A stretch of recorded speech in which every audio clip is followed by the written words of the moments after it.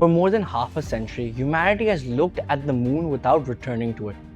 Now that the presence is about to end, NASA is preparing to launch Artemis II, the first crewed mission towards the moon since 1972. A mission that marks not just a return to lunar space, but the beginning of a new era in human exploration. And unlike Apollo, this time the goal is not simply to visit, it is to stay. NASA's Artemis II mission is scheduled to launch no earlier than April 1st, with a liftoff planned at 6:24 p.m. EDT. 4 astronauts will embark on a 10-day journey around the moon, traveling further from Earth than any human has gone in generations.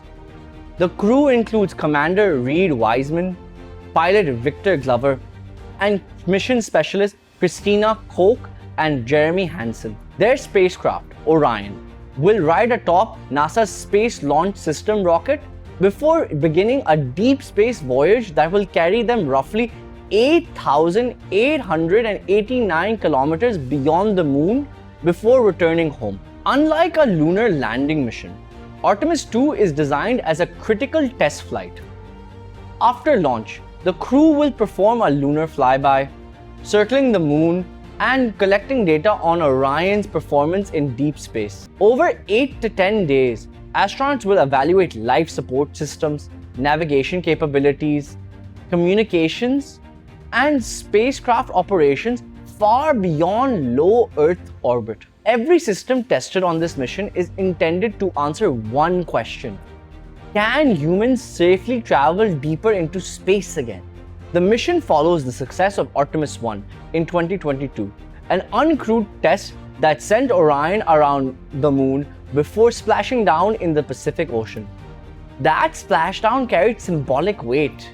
Exactly 50 years earlier, Apollo 17 astronauts had returned to Earth, marking the last time humans traveled beyond roughly 400 miles from our planet. Since December 1972, astronauts have remained confined to low Earth orbit aboard space stations and short-range missions. Artemis II will finally break that boundary again. The long gap since Apollo was not simply a technological hesitation. After the Cold War space race ended, political urgency and funding declined. Human spaceflight shifted towards orbiting laboratories like space shuttles and the International Space Station, prioritizing research over deep space exploration. Returning to the moon requires far more than repeating Apollo-era achievements.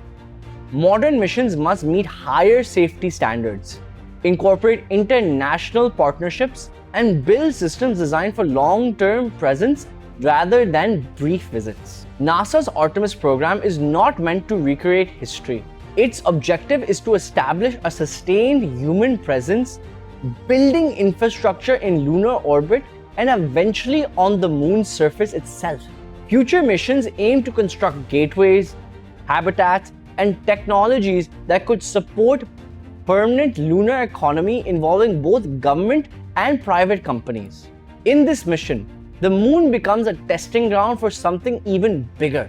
While traveling to the moon takes only about 3 days, reaching Mars is vastly more complex, requires months-long journeys, autonomous systems, and long-duration human survival in deep space. NASA sees Artemis as the foundation for that future, providing that humans can live and operate far from Earth before attempting the first crewed mission to Mars. Artemis II, then, is more than a flight around the moon. It is the moment humanity steps back into deep space, not for a single historic visit, but for the start of a permanent journey outwards. For more such explainers, subscribe to DawnNews English.